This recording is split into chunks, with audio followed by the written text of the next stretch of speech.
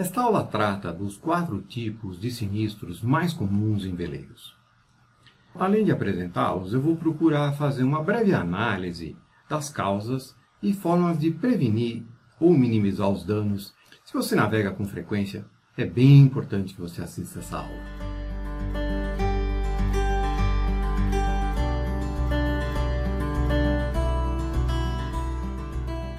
Esse vídeo trata dos acidentes com veleiros em que o seguro foi acionado. Eu não tenho dados para falar sobre acidentes pequenos em que o próprio proprietário arcou com os gastos. Só que o pequeno embarque não é tão pequeno assim. Normalmente a franquia é bem elevada e o gasto que um proprietário tem num acidente normalmente é bem significativo. Os dados que eu vou apresentar, eles foram fornecidos pelo Odair Damasio, que é um perito e vistoriador de barcos, com cerca de 18 anos de experiência. É uma pessoa bem experiente, e eu agradeço muito ao Odair por ter compartilhado os conhecimentos com a gente. O que eu perguntei a ele? Odair, quais são os principais tipos de sinistros com veleiros aonde você é chamado para fazer uma peritagem? E depois perguntei, segundo a sua experiência, por que esses sinistros aconteceram? Eu vou analisar os sinistros procurando seguir uma estrutura como essa. Então eu vou ter o sinistro, aí a gente vai procurar identificar quais são as causas diretas desse sinistro. E normalmente tem um conjunto de causas indiretas que vem por trás, né?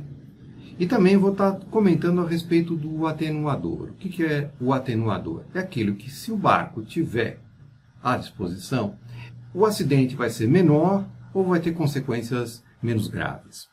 A 4ª posição, em termos de frequência de acidentes, ocorre por um tipo de inundação devido a estouro do registro. Então, o estouro do registro é uma coisa muito séria. Porque abre um buraco no casco, normalmente vai de 1 polegada, e por aí entra um volume enorme de água, né? As bombas, em geral, não aguentam, e se não houver alguma coisa para interromper esse vazamento, o barco vai ao fundo. Então, as causas normais que estão por trás disso é a eletrólise, né? Você tem algumas ligações mal feitas, falta de manutenção, que faz com que o registro sofra um processo de eletrólise, e aí, de repente, ele estoura, né? Ele arrebenta. E o próprio envelhecimento do registro, né? É um material que está sujeito aí a uma ação de água salgada, bem intensa. E se houver falha de manutenção, ele pode acabar estourando. Então, e um detalhe, estouro de registro, normalmente não dá pagamento por parte do seguro. Ele atribui que isso foi falta de manutenção. Então, o proprietário é culpado.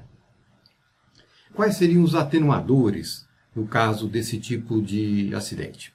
Primeiro é o alarme de inundação. Se você tiver um alarme, te dá tempo de perceber que você teve um acidente desses e você pode correr para tentar minimizar. E aí, o que você precisa? Ter fácil acesso aos registros, né? Se você tiver o registro todo obstruído ou num lugar de difícil acesso, a água vai entrar e você não vai conseguir lidar com ela. Então, você precisa também conhecer a localização dos registros. O que é importante ter? Batoques, né? Batoque é uma das poucas coisas que resolve, e resolve bem, né? Porque é um buraco redondo, você consegue enfiar um batoque ali e estancar praticamente 100% do vazamento. Se você não tiver um batoque, o barco vai a fundo. E aí é bom que você tenha uma balsa salva-vidas e um EPIRB.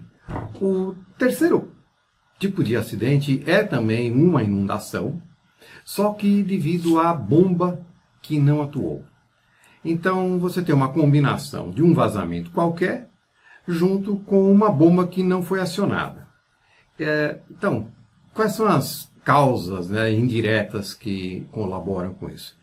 Uma situação de vazamento não solucionada, alguma falta de manutenção, uma falta de teste regular da bomba para ver se ela está funcionando. Antes de sair, é quase que obrigatório testar se essa bomba está funcionando.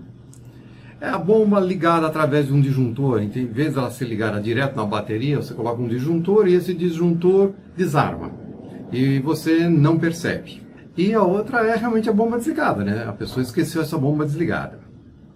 Quais seriam os atenuadores? Primeiro é o alarme de inundação.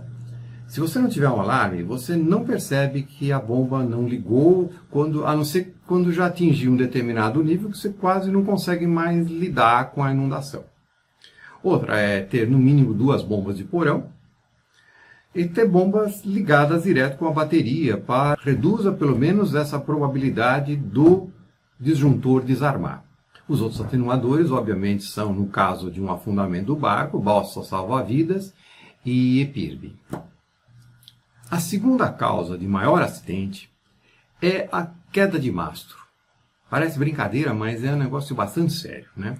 Então, através do rompimento de um stay ou da fixação do stay, ou até que pode ser ocasionado aí pela fadiga de materiais ou falta de revisão e manutenções periódicas, você tem o processo de rompimento de um dos stays.